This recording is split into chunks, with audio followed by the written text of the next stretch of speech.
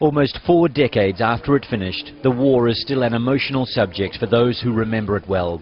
In this small town southeast of Vietnam's capital, Hanoi, people gather to remember fallen friends and comrades.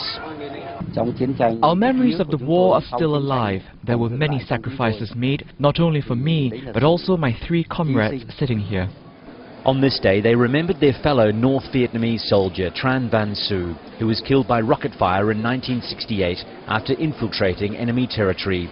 His only daughter never knew him. I didn't have any memories of my father. I didn't understand anything about him. So when I grew up, my mother told me. But thanks to DNA testing, just over a year ago, the family was able to confirm that remains found in the area where he was killed belonged to Tran Van Su. They could then, at least, give him a proper burial. Millions of people died during the war and hundreds of thousands of Vietnamese are still missing. Many of their remains are in unmarked graves waiting to be identified. The war pitted the South against the communist North and lasted almost 20 years. Troops from the US and other nations went to help the South in 1965.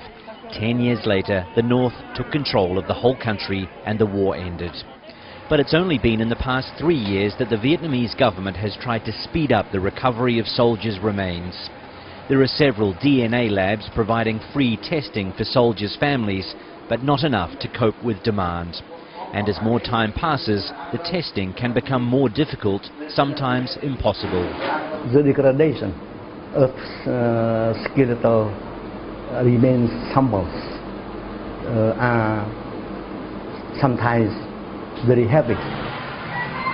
Most will likely never find their family members, but they continue to search and pray. When someone dies, it doesn't mean the end. The spirit remains. Everyone wants to come back home. In my family, there is a missing soldier, so we all want him to come home.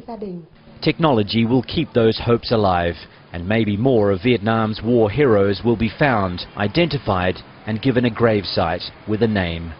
Wayne Hay, Al Jazeera, Hung Yen, Vietnam.